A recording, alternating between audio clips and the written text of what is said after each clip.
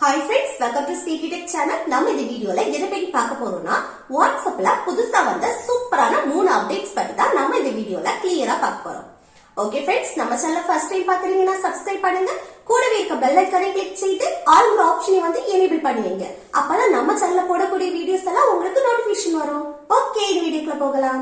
First update என்னன்னா, இப்போ முன்னாடி எல்லாம் வாட்ஸ்அப்ல வந்து ஒண்ணுக்கு மேற்பட்ட போட்டோஸ வந்து ஒரே ஃப்ரேம்ல செட் பண்ணி நம்ம ஸ்டேட்டஸ் போடணும் அப்படின்னு சொன்னா நம்ம ஆப் யூஸ் பண்ணி தான் அந்த போட்டோஸ ஃப்ரேம்ல செட் பண்ணி நம்ம ஸ்டேட்டஸ் போடுவோம் தானே. இனிமேல் நம்ம எந்த ஆப்புமே யூஸ் பண்ண வேண்டாம்.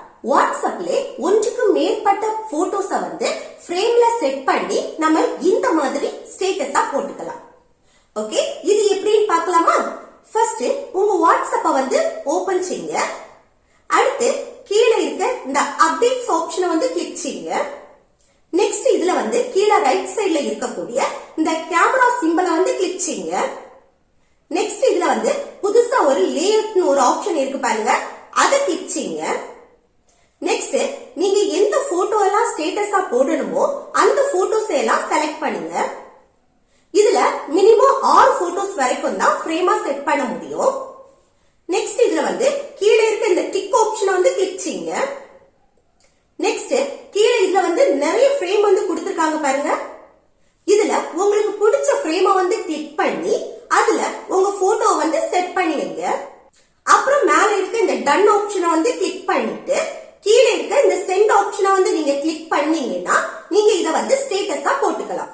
அடுத்து செகண்ட் அப்டேட் என்னன்னா, இப்போ வந்து நீங்க வந்து இந்த ஸ்டேட்டஸுக்கு மியூசிக் ஏதாவது ஆட் பண்ணணும் அப்படின்னு நினைச்சீங்கன்னா இதுல மேல மியூசிக் போல ஒரு சிம்பல் இருக்கு பாருங்க, அதை கிளிக் பண்ணிட்டு மேல இருக்க இந்த சர்ச் பார்ல உங்களுக்கு பிடிச்ச சாங்கை வந்து சர்ச் பண்ணுங்க.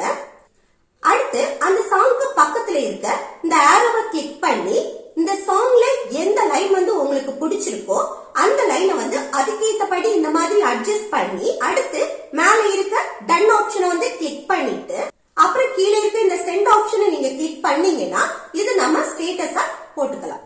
அடுத்து தேர்ட் அப்டேட் என்னன்னா, இப்போ உங்களுக்கு வந்து உங்க போட்டோவையே இந்த மாதிரி ஸ்டிக்கரா யாருக்காவது சென்ட் பண்ணணும்னா அது எப்படின்னு பார்க்கலாம். இப்போ ஏதாவது ஒரு சேட்டை வந்து ஓபன் பண்ணுங்க. நெக்ஸ்ட் கீழே லெஃப்ட் சைடுல இருக்கக்கூடிய இந்த சிம்பலை வந்து கிளிக் பண்ணுங்க. நெக்ஸ்ட் ரைட் சைடுல இருக்க இந்த சிம்பலை கிளிக் செய்யுங்க. இதுல நிறைய ஃபன்னி ஸ்டிக்கர்ஸ் வந்து கொடுத்திருக்காங்க பாருங்க. இதெல்லாம் நம்ம ஃப்ரெண்ட்ஸ் கூட சேட் பண்ணும்போது ஃபன்னியா சென்ட் பண்ணிக்கலாம்.